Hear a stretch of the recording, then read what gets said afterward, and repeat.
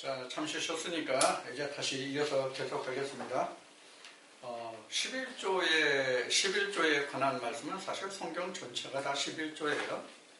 성경 전체가 다 11조의 안목에서 보면 11조라는 단어를 놓고 보면 성경 전체가 다 11조에 관한 말씀이에요. 그래서 왜 성경 전체가 11조에 관한 말씀이냐 하는 것은 이 시간 말라기 말씀 전체를 통해서 말라기 1장부터 3장까지의 말씀을 통해서 살펴보려고 합니다. 자, 11조는 앞 시간에도 말한 바와 같이 숫자의 개념이 아니라고 그랬어요. 숫자의 개념이 아니라 그 서수의 개념이다 그랬어요. 서수의 개념이라는 것은 뭐냐면 단계, 즉 절차 이런 것이란 얘기예요. 단계와 절차가 있어야 뭐가 있어요? 단계와 절차가 있어야 결과물이 있잖아요. 그래서 아까 그 첫 열매가 결과물이라고 얘기했죠. 그래서 초시라고 했죠. 그걸 11조라는 개념을 우리가 좀 쉽게 설명을 할게요. 11조라는 개념을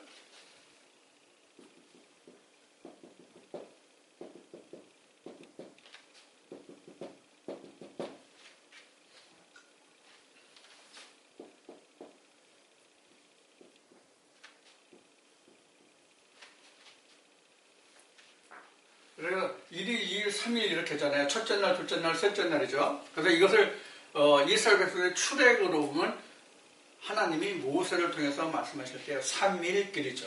이 전체에서 3일길. 여기가 10일이에요. 여기가 10일이에요. 열이란 말이죠. 여기서도 보면 이런 얘기예요.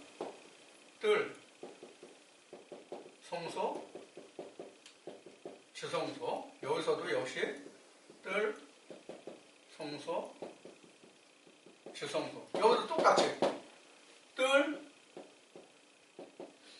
성소, 지성소. 이런 똑같은 개념이에요. 이게 무슨 뜻일까요? 지금 제가 여기 이렇게 썼는데 이게 무슨 뜻일까요? 자, 여기가 지금 애굽이잖아요. 애굽인데 이 사람들이 애굽에 있는 히브리인들이 애굽을 떠날 수 있었던 게 뭐예요? 애굽 땅에 있는 히브리인들만 놓고 봤을 때는 애굽 땅에 있는 히브리인들만 놓고 봤을 때는 그들이 애굽을 떠날 수 있는 동기가 된 게 뭐냐고요? 모세죠? 그렇죠? 모세예요. 모세로 인해서 애굽에 있는 히브리인들이 애굽을 떠날 수 있었던 거예요. 그럼 모세와 대적한 사람이 누구예요? 바로죠. 바로예요. 그런데 우리는 이 모세는 우리가 교회 다니는 사람들 모르는 사람 없고 세상 사람들 다 알아요. 물론 바로도 다 알아요. 근데 바로는 세상 사람들은 잘 모르는 사람들이 있어요.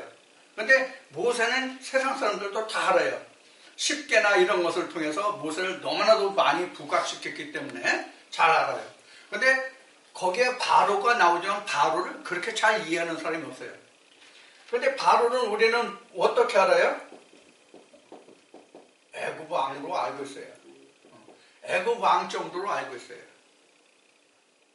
근데 이것을 우리가 오늘날 이것을 우리로 보면 현재 오늘날을 사는 우리 후손들에게도 마찬가지지만은 이 바로를 뭐라고 볼 거냐 하는 거예요.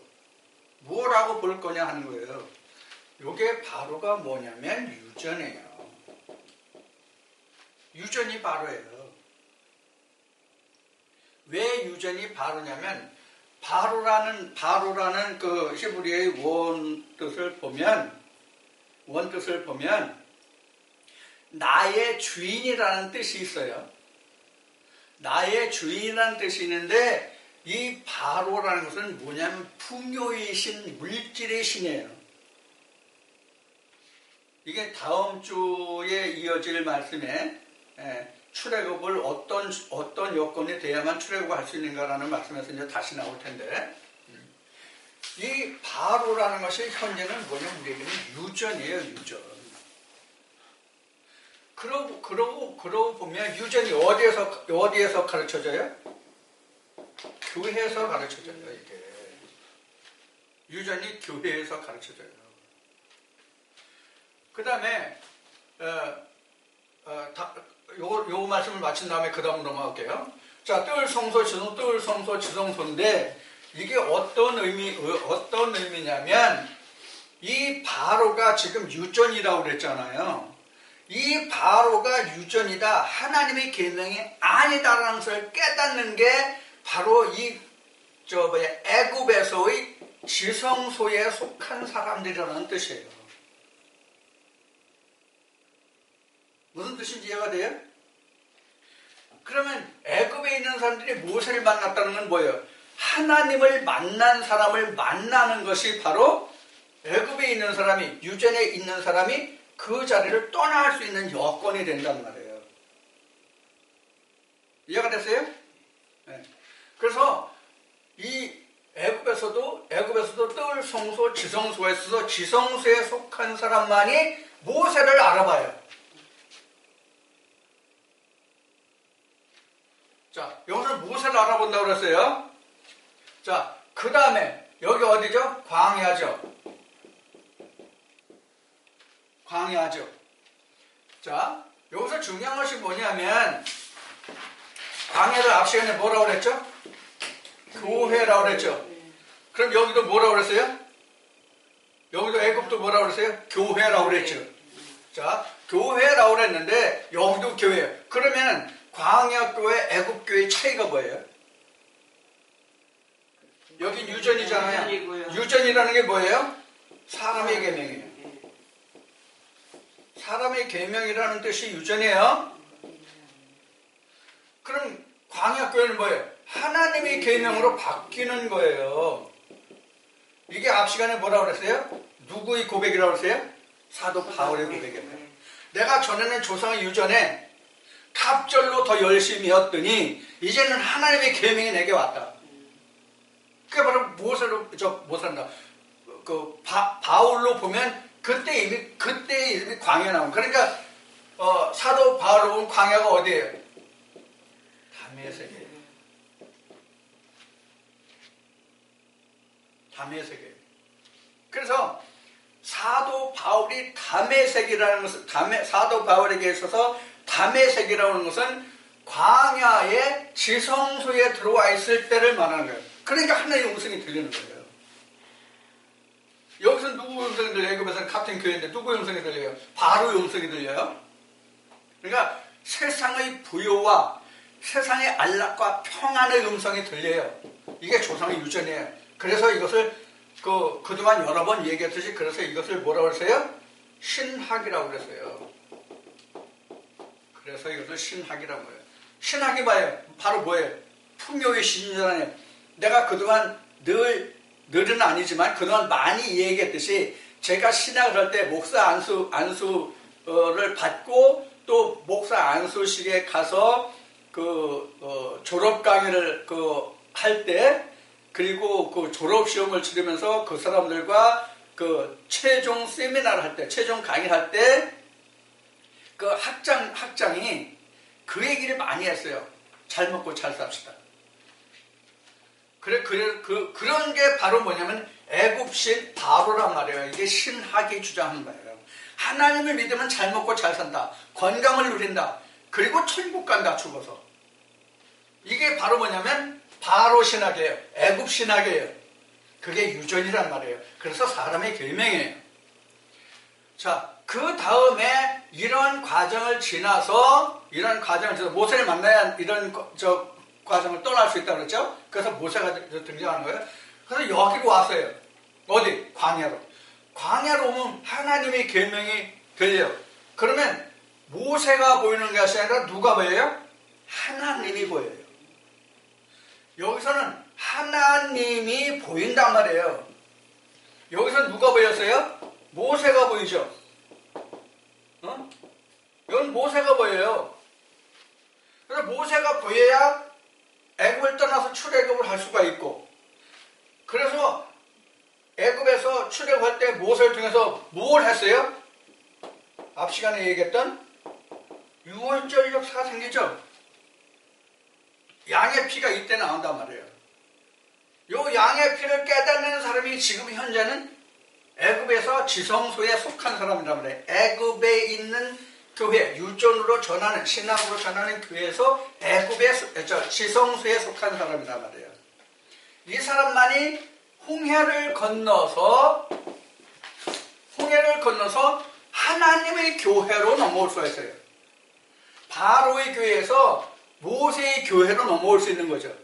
좀 더 설명하면 모세의 교회에서 모세가 말하는 것이 모세로 인해서 말하는 것이 아니라 하나님을 인해서 말하는구나. 이걸 깨닫는단 말이에요. 그래서 하나님이 보임해요. 같은 교회지만.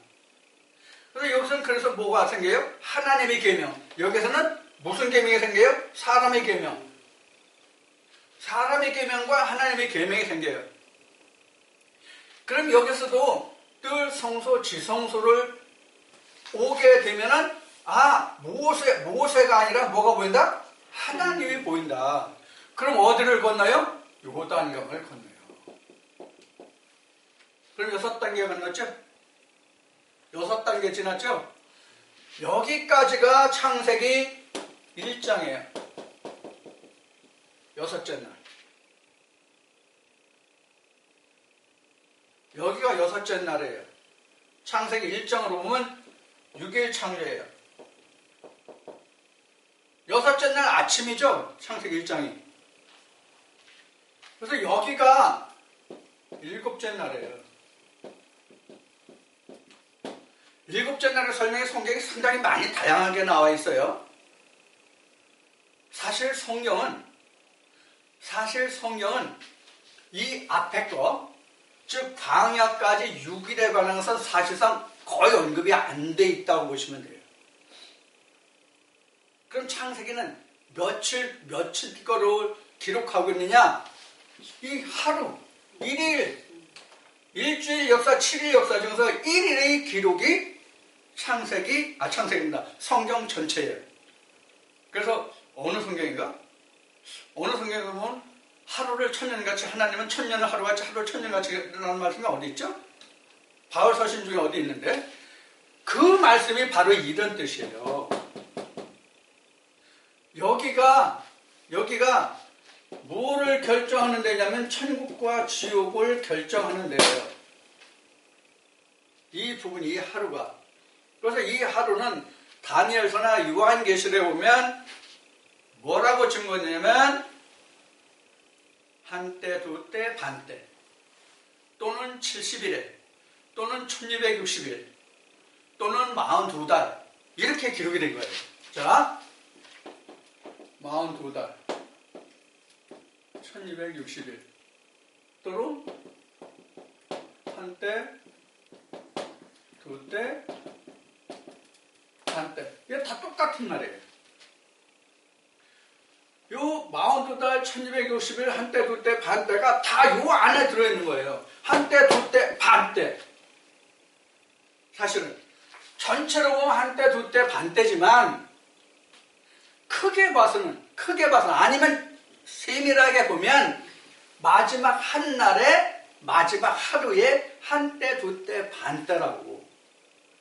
그래서 이게 세 등분한 거예요. 그래서 한때, 두때, 반때. 나머지 반때는 장막 후예요. 엄격하게 따지면 장막 후예요. 이게 성경으로 보면 8일이에요. 왜? 우리 장막 벗는 날까지가 뭐래요? 7일이죠. 8일째가 안식구 첫날이죠.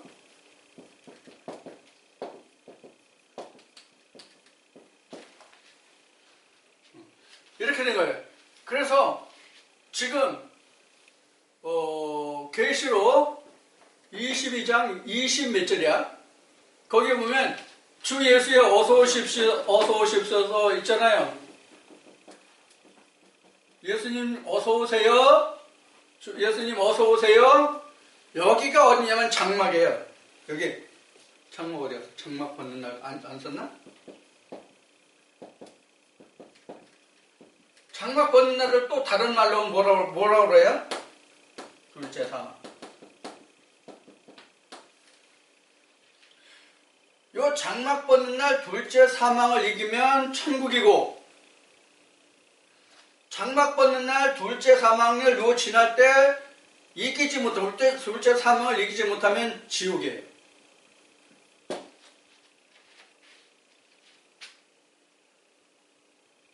그래서 지난주에 얘기했듯이 천국과 지옥이 뭐냐 하는 걸 말씀드릴 때, 지옥은 하나님의 말씀을 가지고 가지 못하는 거예요. 즉 레마의 말씀을 가지고 가지 못하면 그것 자체가 지옥이에요. 그러니까 지옥이나 천국이라는 것은 어떤 의시적인 개념이 아니라 되어진 상태의 개념이에요. 하나님의 말씀으로 되어진 상태면 천국, 하나님의 말씀으로 되어지지 못한 상태면 지옥이에요. 그것이. 그럼 천국과 지옥의 차이는 뭐냐? 하나님의 말씀으로 돼서 하나님의 말씀의 통치를 받느냐, 하나님의 말씀으로 되지 않아서 여기 바로의 통치를 받느냐, 요 차이예요. 통틀어서 얘기하는. 그래서 이것을 다니엘서는 뭐라고 기록했다고요? 70일에. 그래서 여기 저 72일에서 여기를 한 일회로 잡았죠. 맨 끝에 여기 맨 끝에 여기를 다니엘에서는 여기 한 일회로 잡았잖아요. 한 일회. 이 광야를 몇 일회로 잡았어요? 62일에. 그러면 한 일회와 62일에 하면 70일에서 몇 일회가 남아요? 몇 일회가 남아요? 네, 그렇죠? 7일회가 남죠? 네, 7일회가 남아요. 그럼 전부가 70일이죠? 네.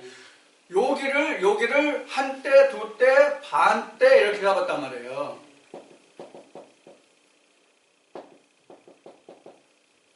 그럼 세 때 하면 전부 몇 대예요? 9개죠? 마지막 열매가 성령의 열매면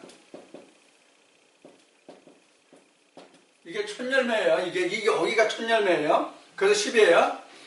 성령의 열매가 맺으면 천국인데 이게 바로 뭐냐면 11조다 하는 거예요. 이게 그래서 11조예요. 그래서 앞 시간에 얘기했듯이 이게 뭐예요? 마지막 되어진 결과물. 그래서 첫 열매, 처음 익은 열매. 우리 인생은 이 열매가 평생에 한 번뿐이 열매가 없어요. 그래서 성경에 하루살이 나오죠. 하루살이가 세상에 있는 어떤 곤충, 날파리들의 하루살이를 얘기하는 것이 아니라 인생을 이야기하는 거예요. 인생을 하나님은 하루살이로 보는 거예요. 왜 하루살이라고 했을까요? 왜 인간을 하나님은 강간하면 70이요 80이요 또 노아의 홍수 심판되는 인생이 사람이 신에서 육체가 되므로 그 수명을 120년으로 한다는 말씀이 있어요. 그래서 오늘 120년을 이제 내다보는 세상이 됐죠. 지금 그래서 100세 시대라고 얘기를 하잖아요. 자, 그러면 인생이 100세를 살면 7, 80을 살면 어디까지 살아요? 열흘을 살아요? 70일을 살아요? 이게 아니잖아요.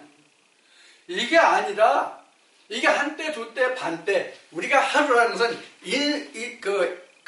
인생이 살아가는 평생인데 그 평생 중에 요 마지막 가난의 삶이 바로 1일이란 말이에요. 가난의 삶이 성경에는 1일이다. 이걸 크게 나눠봤을 때 앞에 애굽과 광야를 포함해서 일주일을 얘기한 게 아니라 하나님은 요 7일 하루의 역사를 두고 있단 말이에요. 이게 창세기 2장 3장이에요. 그래서 지금 그 광야까지가 뭐라 했어요? 창세기 1장 6째 날이라고 그랬죠? 그렇죠? 그래서 뭐가 생겼어요? 창세기 1장에서 6째 날을 창조했는데 셋째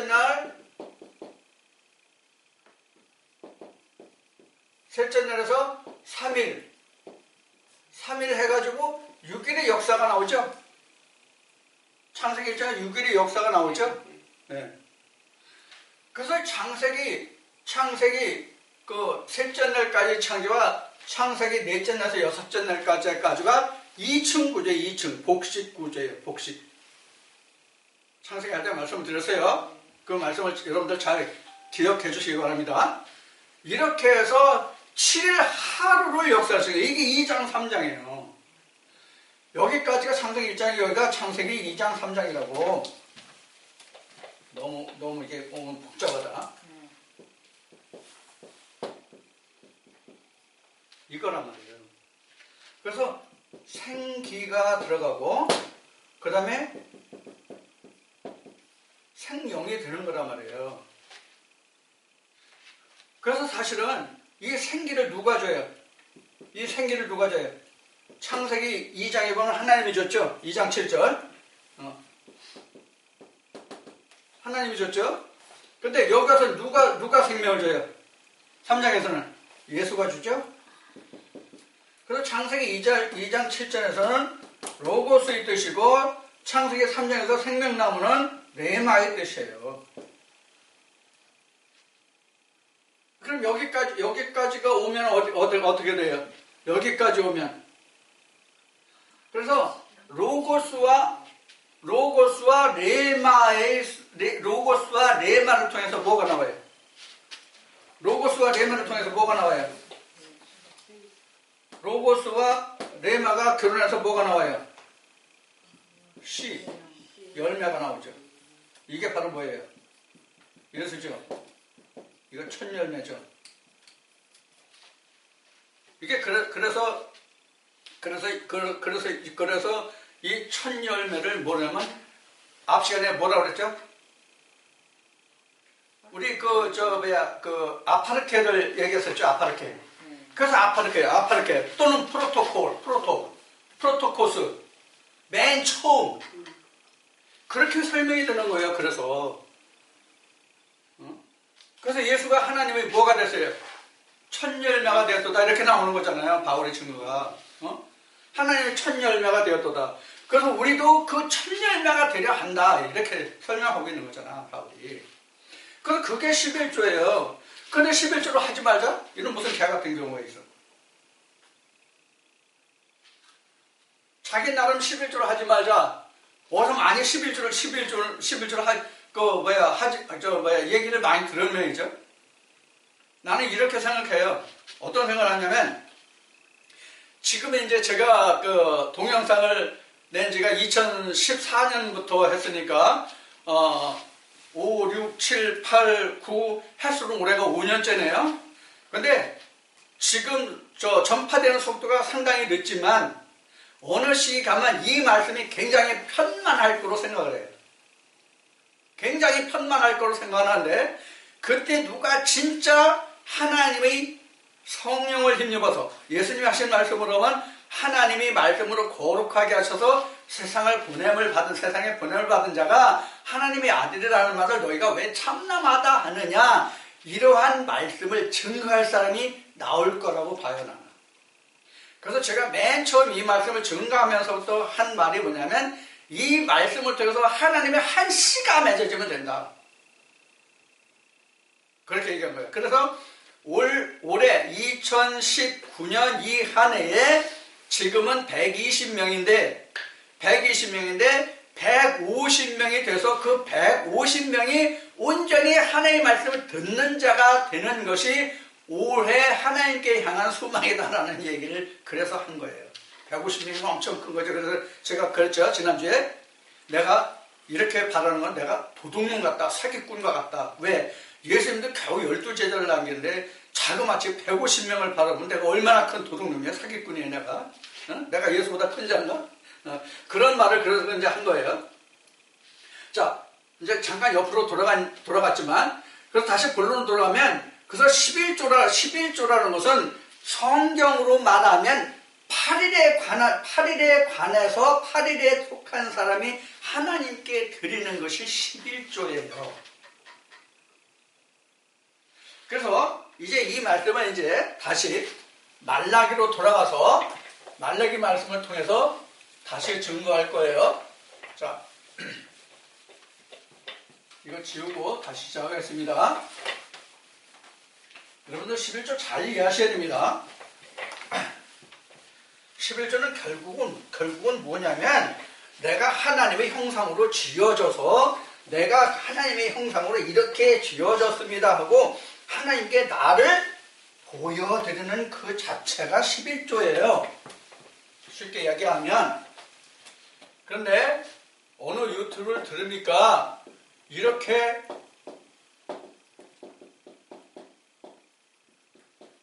말하더라는 거예요. 그래서 과연 옳은가?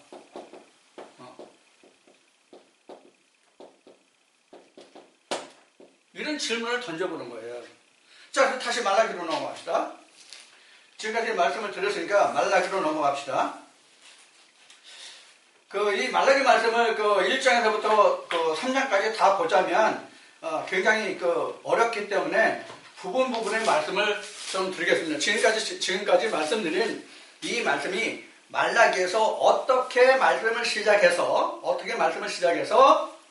11조와 헌물이 나왔고 왜 11조를 하나님이 강조하셨는지를 보자 하는 거예요. 자,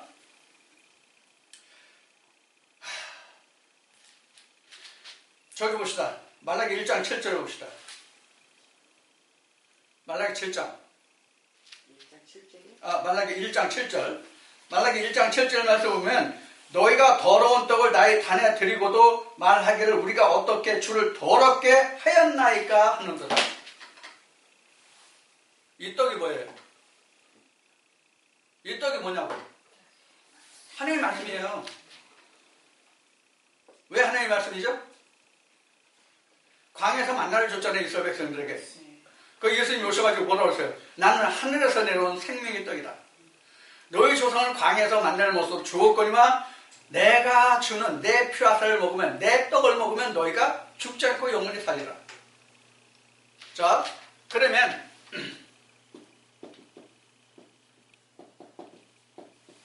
만나의 종류를 보자고요. 모세 때 어디서 나왔어요, 만나? 땅에서 나왔죠. 근데 예수 때는 만나 어디서 나왔어요? 하늘에서 나왔죠. 2차예요.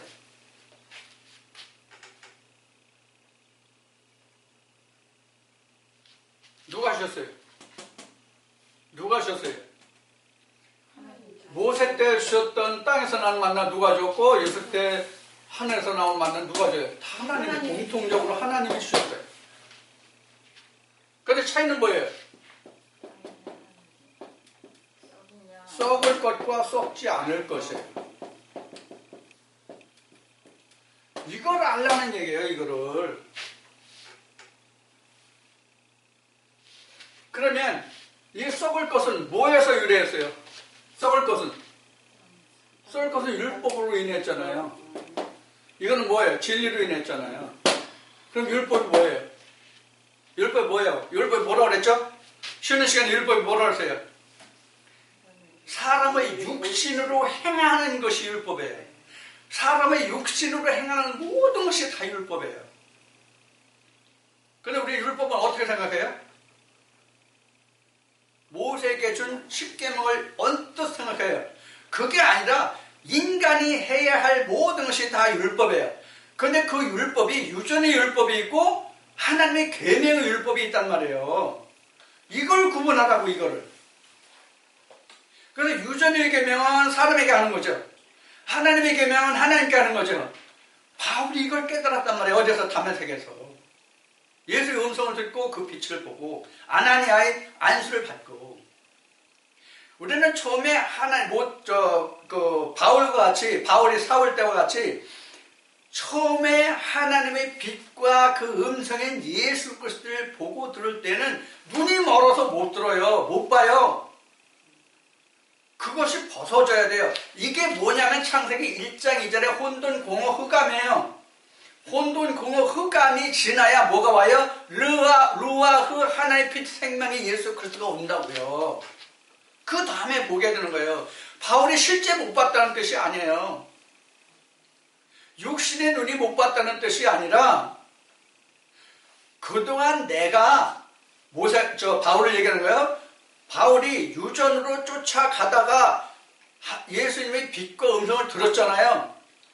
예수의 빛과 음성을 들었는데 도대체 그가 무엇인지를 몰랐다는 거예요. 그러다가 누가 와서 하나님이 아나니아를 보내서 안수한 후에 비늘이 벗겨지고 떠서 보게 되었더라. 즉 말씀으로 가서 깨닫게. 야, 내가 본 빛과 음성은 바로 이러이러한 거야 라고 가르쳐 줬을 때에 바울이 아하 아멘 그렇구나 그러고 깨달아서 그때에 비로소 예수와 하나님을 보게 되었더라. 이 뜻이 바로 눈을 떠서 보게 되었더라 하는 뜻이에요. 그럼 안수가 뭐예요? 안수가 뭐예요? 안수가 뭐예요? 홍길동아 임꺽정아 홍길동아 임꺽정아 너는 눈을 뜰지어다 볼지어다 모든 병이 나을지어다 복을 받아라 잘 먹고 잘 살지어다 할렐루야 아멘. 이게 안수가 아니에요. 그럼 안수가 뭐냐? 사람이 영의 눈을 떠서 성령의 교회들에게 하신 말씀을 통해서 하나님과 예수 그리스도를 보게 하는 것이 안수예요. 그래서 마리아와 마르다의 오라비 누구의 나사로가 있었잖아요. 죽어서 사흘 됐죠. 그래서 그 동네에 가서 사람들에게 말해서 그 무덤에 돌을 치워라. 그리고 무덤 앞에 가서 썩어서 냄새나는 나사로를 향해서 예수님이 나사로의 나오라 크게 소리 지르니까 어떻게 나왔다? 도민체로 나왔더라. 그 다음에 예수님이 하신 말씀이 뭐예요? 매여 있는 매인 것을 동여 매인 것을 풀어서 다니게 하라 이렇게 했죠. 그 매인 것을 통해서 풀어주는 것이 뭐예요? 보지 못하고 스스로 움직이지 못하는 그것을 풀어서 스스로 보고 걷고 행하게 하는 그게 안수예요.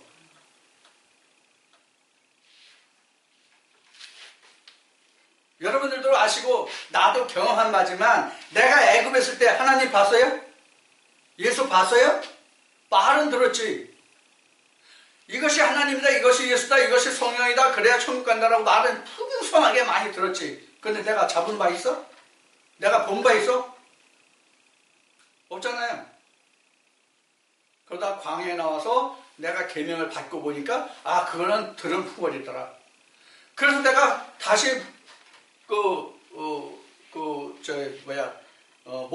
모세 다음에 여호수아가 오잖아요. 여호수아가 와서 나를 어디로 건너줘요? 가나안으로 건너잖아요. 요단강을 건너서. 그리고 그 여리고성을 함락시키고 여호수아가 여리고성을 함락시키고 나를 가나안 본 땅에 들어가서 내가 전투하게 하잖아요.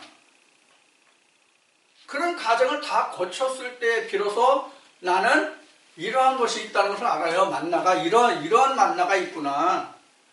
그럼 이거 지금 이야기한 거 지금 성경 이거 안 나와 있어요? 다 나와 있어. 본문에 다 나와 있어. 그런데 어떠한 절차를 거쳐야 이것이 나오는지 이것이 무엇인지를 모른다는 얘기예요. 그래서 율법 자체가 썩을 거예요. 자, 그럼 율법 자체가 썩어요, 안 썩어요? 실제로. 율법 자체가 예수님이 말씀하신 대로 율법의 1점이라도 변개되지 않아요. 없어지지 않아요. 그런데 왜 지금 내가 율법이 썩을 것이라고 했을까요? 율법 준수자가 썩는단 말이에요. 하나님이 율법이 썩는 게 아니라 율법 준수자가 썩으면 그 사람의 율법이 헛거잖아요. 소용없는 거잖아요. 그런데 레마는 이 진리는 나는 썩어도 레마는 안 썩잖아요. 남잖아요. 그래서 율법은 썩을 거고 즉 없어질 것이고 진리는 없어지지 않고 남는다 얘기예요. 오케이? 자, 그래서 지금 11주를 하지 말라는 것이 과연 옳은가라는 주제로 살펴보는 게 지금 여기까지 왔어요. 그러면 지금 말라기 1장 7절에서 더러운 떡을 드렸다는 게 뭐예요? 이거예요, 이거. 이거예요. 이거로만 왔다는 거예요. 이거는 빠지고, 이거는 빠지고. 이게 어디 있다고 그랬어요? 이미 레위기 2장 13절에 나와 있잖아. 레위기 2장 13절에 이미 나와 있잖아. 앞 시간에 살펴본 신명기 26장에 나와 있잖아. 근데 이걸 떼먹었다는 얘기예요. 자, 그럼 그런 거 아닌가를 그 다음 장 2장에서 가서 보겠습니다. 2장 5절 가봐요. 2장 5절. 레위와 세운 나의 언약은 생명과 평강의 언약이라. 뭐의 언약이라? 생명과 평강이라 그러세요. 레위기 2장 몇 절이에요? 레위기가 아니라 말라기 몇 장에 2장 몇 절이에요? 2장 5절이죠? 하나님과 레위 맺은 언약이 뭐예요? 하나님이 레위 족속에게 그 말씀을 줘서 맺은 언약이 뭐예요? 생명과 평강이에요.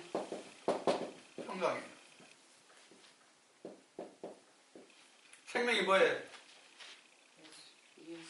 하나님 생명이 뭐냐면 하나님 여기 지금 말라기가 구약이니까 구약적으로 설명하는 뭐냐면 하나님 형상이에요. 이게 생명이에요. 하나님 이걸 만드시려고 한 거잖아요. 내 형상대로 사람을 지었다고 하신 말씀이잖아요. 자, 하나님 형상이에요. 이렇게 되면 뭐가 그래요? 평강이 오죠. 예수님이 말씀하신 평강이 뭐예요? 땅이에요, 하늘이에요? 땅의 평강이 아니라 하늘의 평강이잖아요. 내가 이 세상은 평강과 평화를 중요하라 뭐를 주러 왔다? 검을 주러 왔다. 검을 주고 전쟁을 통해서 너희가 평강을 얻어라 그런 얘기죠. 하늘의 평강을 얻으라는 얘기죠. 영적 평강을 얻으라는 얘기죠. 육신적인 평강과 평안이 아니라 영적인 평강과 평안을 누리라는 얘기죠. 그러면 영적인 평강과 평안은 무엇까지 얻을 수 있어요? 육신의 평강과 평안도 얻을 수 있어요. 그래서 예수님이 내가 너에게 주는 평안은 세상에 주는 것과 같지 않다. 땅에서 주는 것과 같지 않다. 유전에서 주는 것과 같지 않다. 이렇게 말씀하실 거예요. 근데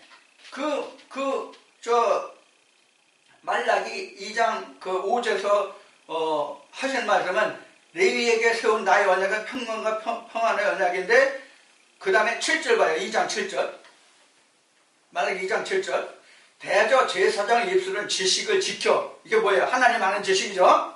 호세아 10장에 나온 말씀 아는 지식이죠. 하나님 아는 지식. 대저 제사장의 입술은 지식을 지켜야 하겠고 사람들이 그 입에서 율법을 구하게 되어야 할 것인데 제사장은 만군의 여호와의 사자가 되면을 너희는 정도에서 떠났다는 것은 하나님의 진리에서 그 지식에서 떠났다는 얘기예요. 떠나 많은 사람으로 율법에서 거치게 하도다. 율법에서 거치게 하도다.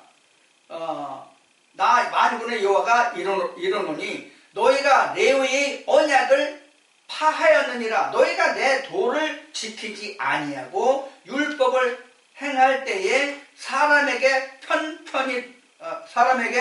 편벽되게 하였으므로 나도 너희를 모든 백성 앞에서 멸시와 천대를 당하게 하였느니라. 이게 무슨 얘기예요? 나 너 제사장에서 너를 버렸단 얘기예요. 네가 나를 내 언약의 말씀을 내 입에서 떠나게 해서 내 백성을 율법을 구하게 되는데 그것을 버렸으니 나도 너희들 천대를 바꿔서 제사장직을 못하게 한다는 얘기예요. 그 다음 10절 봅시다. 2장 10절. 2장 10절. 우리는 한 아버지를 가지지 아니하느냐? 한 하나님이 지으신 바가 아니냐? 어째요 우리 각 사람이 자기 형제에게 괴사를 행하여 우리 열조의 언약을 욕되게 하느냐? 뭘 욕되게 한다고요? 언약을.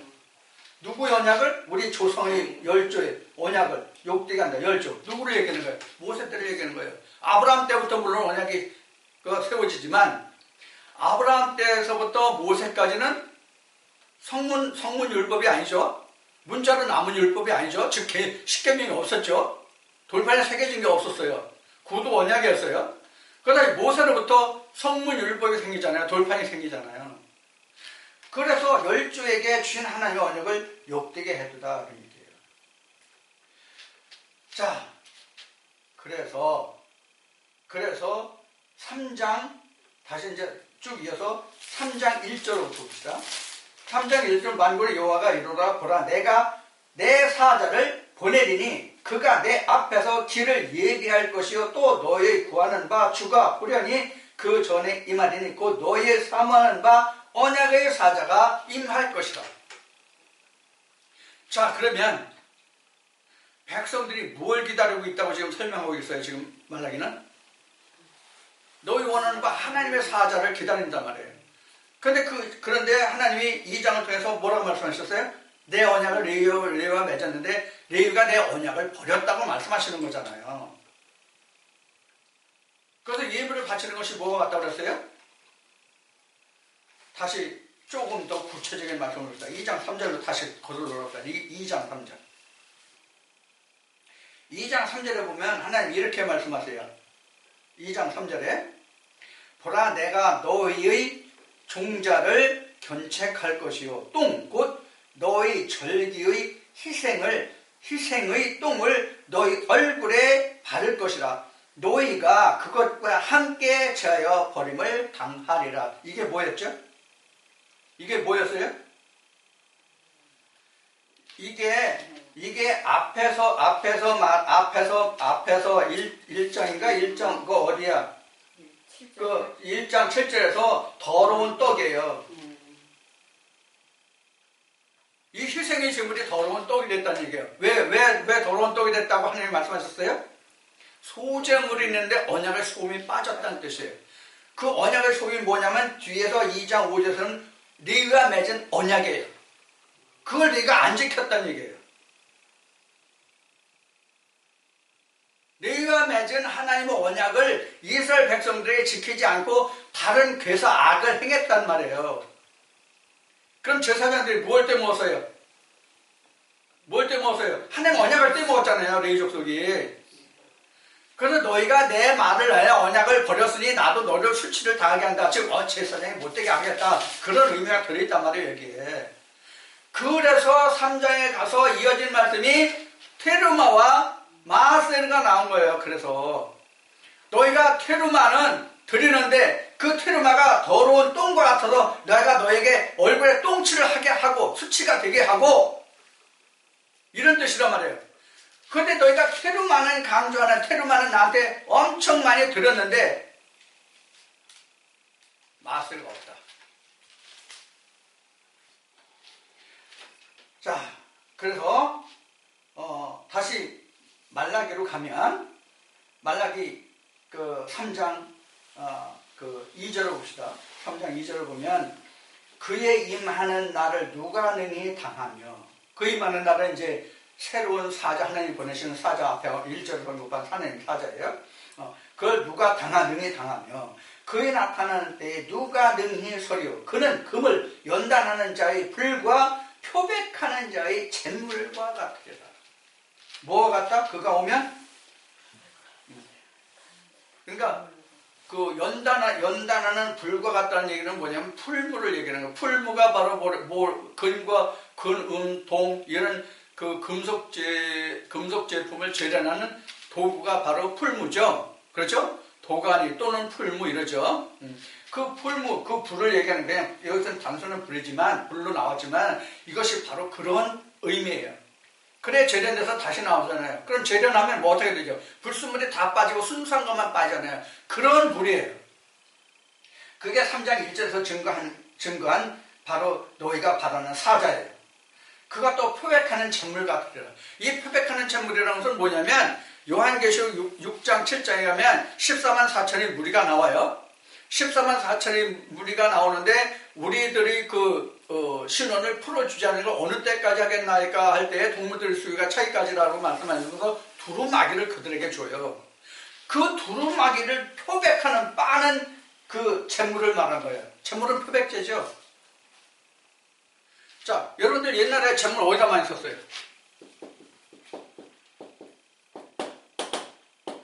나이가 젊으신 분들은 잘 모르는데 이 재물을 어디서 쓰냐면 가장 쉽게는 그 광목 있잖아요.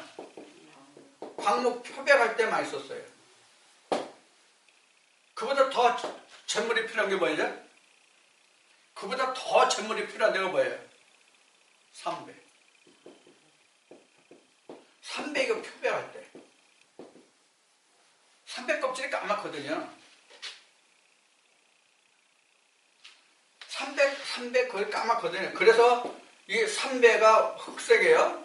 흑색으로 한다면 이 흑색을 발해가지고 뭐가 나와요? 세마포가 나오죠. 이 흑색의 삼배를 맨 끝에 하면 세마포 하얗게 되는 거. 이게 세마포예요. 그래서 이것을 성도들의 행실이라 이렇게 하는 거예요. 그러니까 이게 무슨 뜻이냐면 우리가 새카맣던 흑암에 있던 죽어있던 그런 존재들이에요.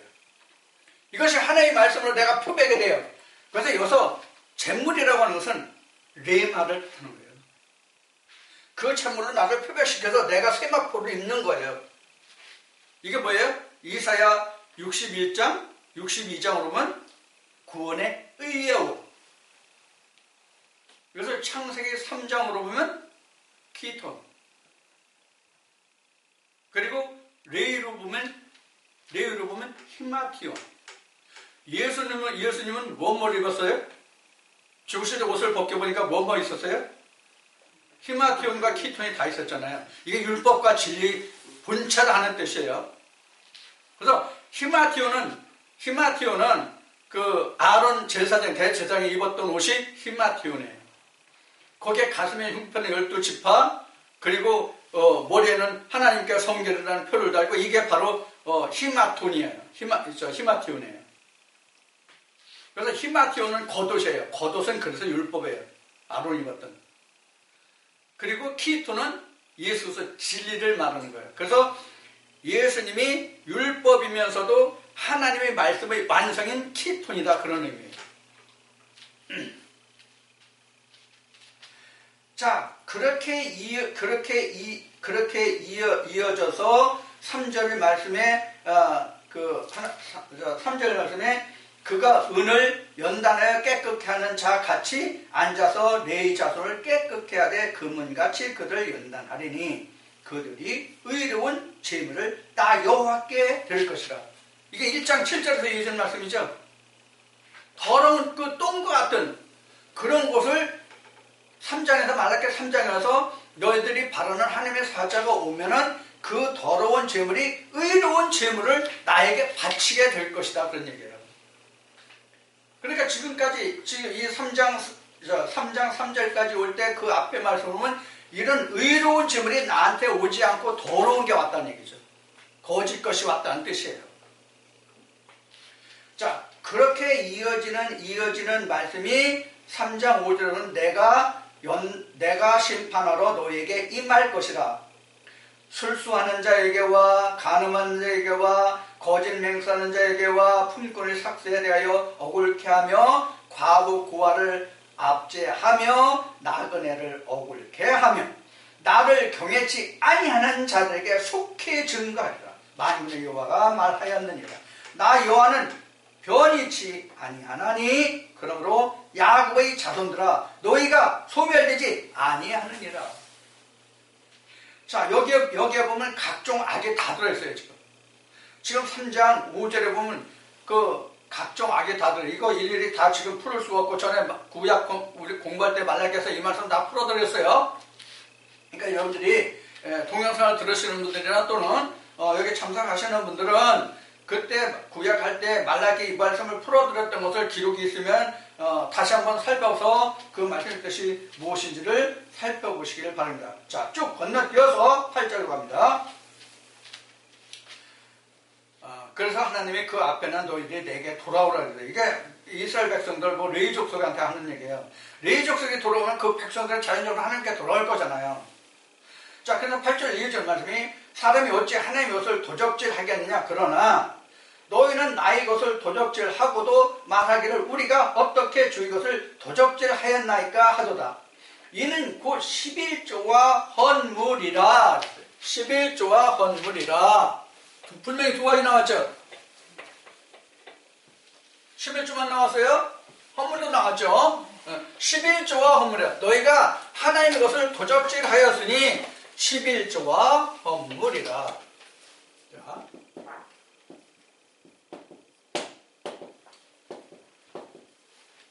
이 11조가 바로 테루마 또는 아세르,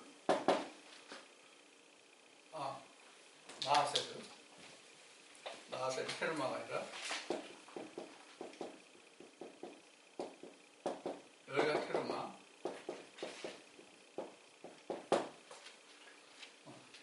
이렇게 나왔어요. 또 한 가지는 뭐라죠? 민하가 있었죠? 민하.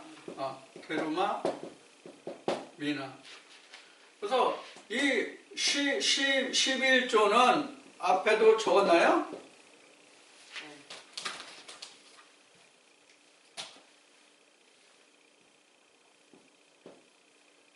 타이드. 또는 텐스예요. 타이드는 고유 명사고요. 이거는 서수예요. 서수.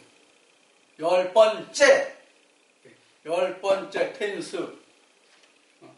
first, second, third, fourth, fifth, sixth, seventh, eighth, ninth, tenth 이렇게 나오죠. 텐스 10번째. 일어난다고 10번째. 테루와 미나는 뭐라고? 오프레. 그래서 선물 예물이에요.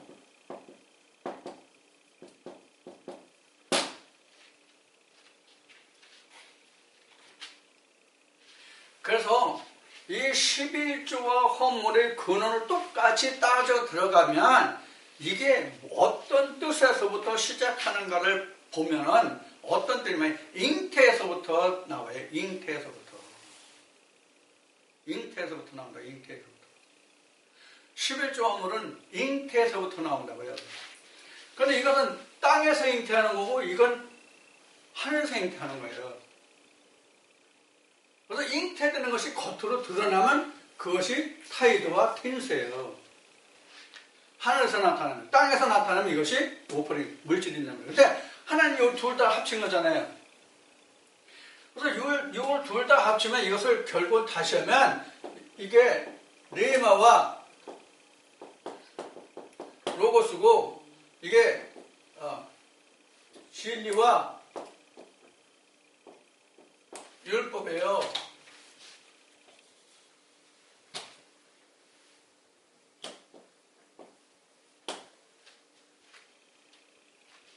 이 둘이 합해져야 온전한 거잖아요.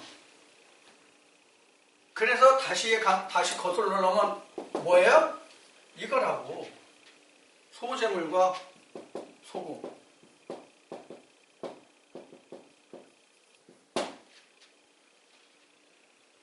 여러분들 이 소재라는 게 뭐와 똑같으냐면 지금은 안 하지만 내가 어렸을 때는 사람이 죽으면 상망을 차린다고 그래가지고 집에다가 그 축지방을 써가지고 그 사람이 살아있는 것 같이 그렇게 생각하고 집안에 집을 따로 하나 줘줘요. 그럼 거기에 그 사람이 죽은 사람이 있다고 생각하고 뭘 올려요? 소재물을 올려요.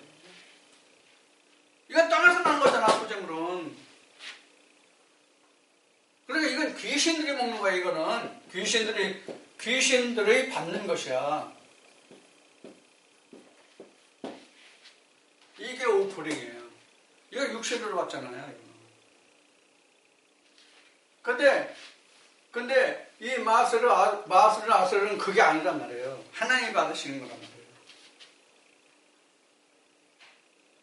그래서 정확하게 말하면 테르마 민하는 발에 받는 발이 좋아하는 거고, 마세르나 아세르는 하나님이 좋아하시는 거예요.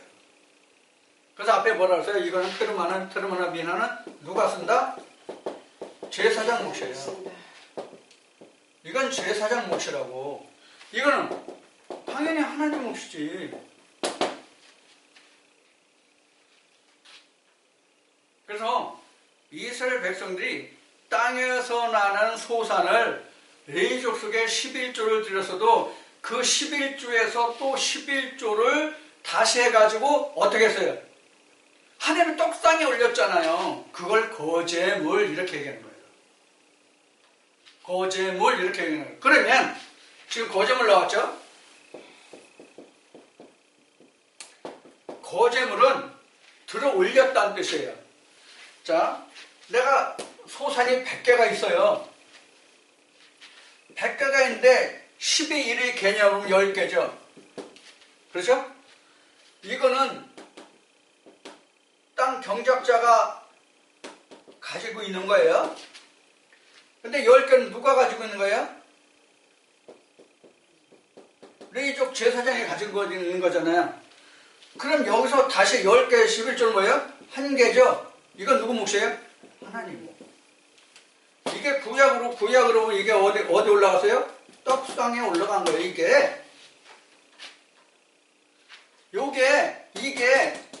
이게 결국 누가 먹었어요? 제사장이 먹었잖아요. 그래서 다윗이 예수님이 그러잖아요. 그 미리삽 따먹었을 때, 야 다윗은 대제사장들이 먹지 못하는 그 떡을 먹지 않느냐. 그런데 미리삽 따먹은 거고 너희들이 뭐 어쩌고 저쩌고 나발부냐? 자, 이렇게 되는 거. 이게 바로 거제예요. 이게 거제물이에요. 제사장이 땅의 소산으로 드리는 것. 그럼 이것만 가지고 들어가세요? 이것만 했어요, 제사장이? 말씀과 함께 나갔지, 말씀이 없으면 못 나갔지. 그럼 이렇게 2장 13절이 무엇인지 이제 확실히 이해가 되죠? 그래서 나도 하나님께 나갈 때 하나님 말씀을 온전케 하기 위해서 무엇을 가지고 가? 봉헌물을 가지고 가는 거예요. 율법의 상징으로, 썩을 것의 상징으로. 그래서 말씀은 하나님 가르치고 썩을 것 누가 처먹는다? 목사가 처먹는다, 목사가. 그런데 11조를 하지만 그럼 하나님은 굶고 저는 처먹어? 이런 사기꾼이 어디 있냐고, 이런 사기꾼이. 그래서 11조로 가는 것은 지금 이렇다고 해요. 그래서 지금 3장 8절을 봤잖아요. 10절로 갑시다. 9절부터 이어서 같이 보세요. 8절 봤으니까 9절 봅시다. 그런데 너희 곧 나라가 나의 것을 도적질하였으므로 너희가 저주를 받았느니라. 그 뭐를 도적질했다고 그랬어요? 하나님의 것을 도적질했다고 그랬죠. 만군의 여호와가 이르노라. 너희 온전한 11조를 창고에 들여. 여기서 뭐가 나왔어요? 온전한 11조만 나왔죠. 그럼 3장 8절에는 뭐가 빠졌어요? 허물이 빠졌잖아요. 왜 이건 말을 안 넣냐고 이 도둑놈들이. 허물이 빠졌지 11조가 빠졌냐고. 너희가 11조를 창고에 들여. 그러니까 11조를 안 들였다고 앞에서 했잖아. 그럼 허물은 했어 안 했어? 허물 했잖아. 앞에 1장 7절부터 나왔잖아. 허물한 거. 근데 뭐가 빠졌어? 언약의 수금이 빠져가지고 너희들이 썩을 것, 부끄러운 것을 내게 드렸다. 그래서 너희가 나한테 악을 행했다. 하나님 이렇게 말씀하시는 거잖아. 왜 3장 8절 말씀부터 10절까지만 봐도 드러나는데 왜 10절 하나만 가지고 11조 때문에 떼쳐먹었다고 11조 내지 않으면 암 걸린다고 하냐고.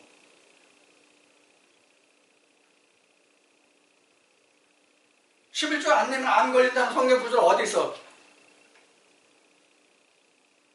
11조 안 내면 암 걸린다고 하는 그 교회에 출석하는 사람들이 만약에 이 동영상을 들으면 그 목사한테 그렇게 질문하세요. 안 걸린다는 얘기가 어디 있냐 성경에. 찾아내라 그래. 성경이 없으면 거짓말이지. 자기가 한 말이지.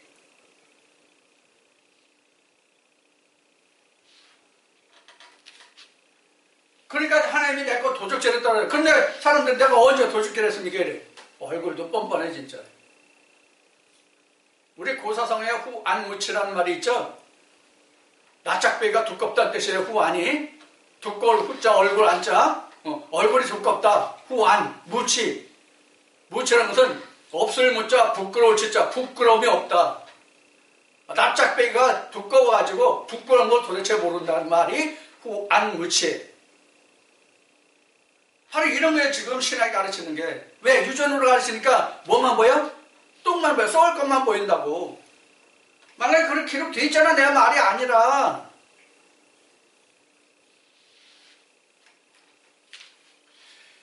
그래서 하나님이 말라기 마지막에 예언하신 것이 뭐예요? 3장에서 시작한 이런 너희가 말하는 사자를 내가 보내겠다고 그러고 4장에 가서 이러한 자를 내가 보낸다. 그 말씀으로 맞춰지는 거예요. 자, 3장, 4절부터 볼까요? 너희는 내가 호렙에서 온 이스라엘을 위하여 내 종 모세에게 명한 법, 곧 율례와 법도를 기억하라. 보라, 여호와의 날이 크고 두려운 날이 이르기 전에 내가 선지자 엘리야를 너에게 보내리니. 이렇게 됐잖아요. 이 선지자 엘리야를 보내서 3장 3절 말미에 있는 그들이 의로운 예물을 여호와께 드리게 하겠다는 뜻이에요. 즉 11조를 회복하겠다는 뜻이란 말이에요. 11조를 회복하겠다. 11조를 회복하겠다는 뜻은 뭐예요? 내 백성을 내가 내 말씀으로 평강과 생명으로 내가 그들을 이끌어 다스릴 것이다 하는 얘기예요. 하나님 언약이 있는 백성들만 하나님의 백성이잖아요. 그래서 성경이 어떻게 기록하고 있어요? 하나님은 누구의 하나님이에요? 산자의 하나님이다. 그래서 생명과 평강이라고 얘기하잖아요. 하나님의 생명과 평강이라고 3장에서.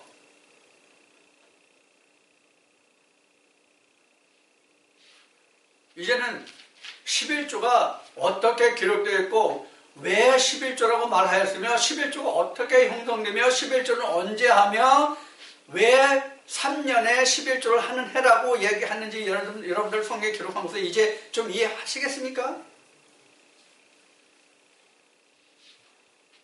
성경은 단편적으로 어느 한 부분만 놓고 성경을 말할 수가 없어요. 만약에 3장만 봐도 이 말씀을 연결하면 신학에서 주장하는 걸로 보면 그 말씀을 해석할 때 뭐라고 그랬어요? 문맥을 보라. 문맥 보세요. 문맥 하나만 보라고. 문맥 하나만. 영예 뭐 이런 거 다 빼놓고 영예 이런 거 다 빼고 차치하고 문맥으로 이어져서 보라고요. 이 11조가 어디서부터 유래하는지를. 1장부터 시작하잖아. 안 그래요?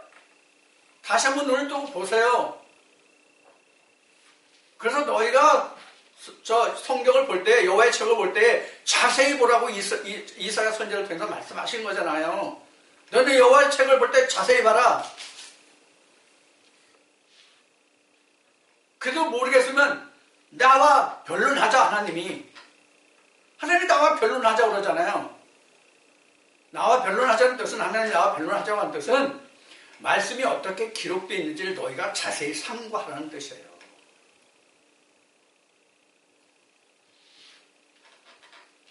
그런데도 11조 하지 말자?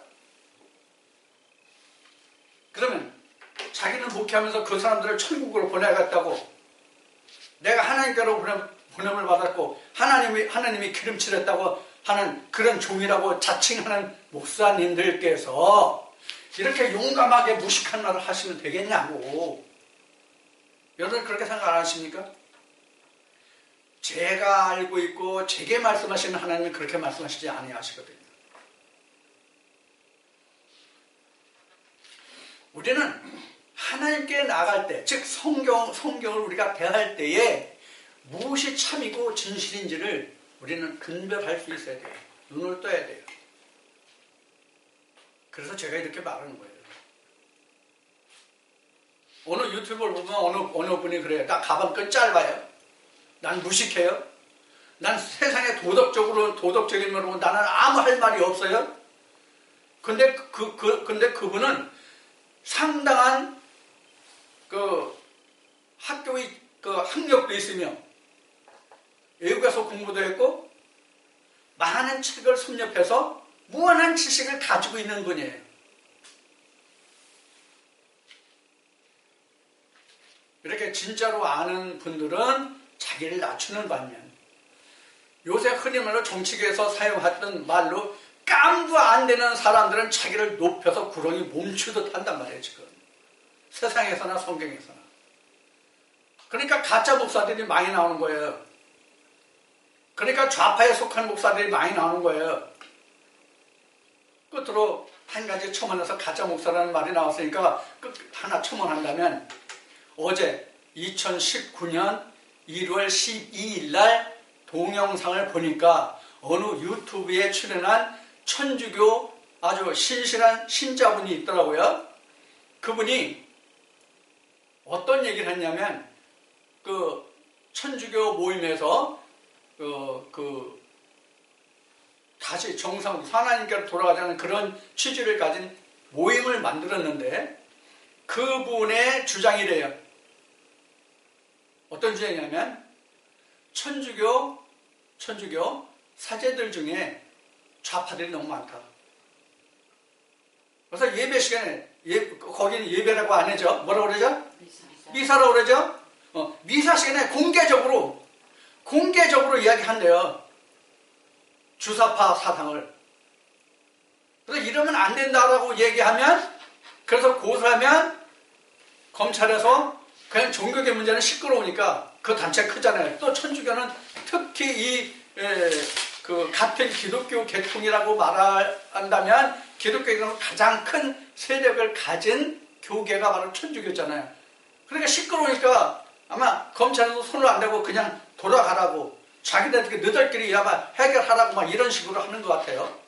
저도 옛날에 집사 시절에 그 교회 문제가 생겼을 때 그 고소가 됐는데 이 경찰에서요 굉장히 난처해 하더라고요. 그걸 나도 실제로 겪어봤거든요. 오늘날도 그래요. 특히 천주교는 그 세력이 어마어마하기 때문에 함부로 손을 못 대는 것 같아요. 그래서 이제 정의 구현 사제단인가 하는 그거를 아마 고발하는 그런 아마 모임인데 그런 얘기를 하더라고요. 근데 지금 개신교에서도 해방신학이라든가 민중신학이라든가 자유신학이라든가 이러한 부류들이 생겨나서 지금 그것이 굉장한 지금 사회적인 문제를 일으켰거든요. 이게 다 좌파 성향이거든요.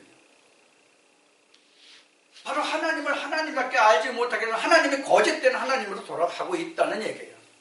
난 그들에 대해서 말하고 싶은 것이 아니라 우리는 성경을 대하는 사람들이면 그 시간에 성경을 좀 한 구절이라도 더 바로 보고 바로 풀어서 자기 교회에 나오는 사람들에게 진짜 하나님을 찾아와서 그 사람들이 예수님이 말씀하신 대로 하나님이 주시는 평강과 평을 누릴 수 있는 길을 찾아가게 해주는 역할을 하라는 말이에요.